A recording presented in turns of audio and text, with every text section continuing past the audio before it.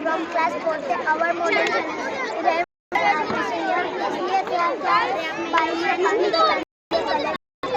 पानी इकट्ठा हो जाता है। उसके बाद फिर नेशनल टैंक में जाता है। उससे जो गंदा पानी आ जाए तो हमने इसमें फिटकरी डाल रखी है।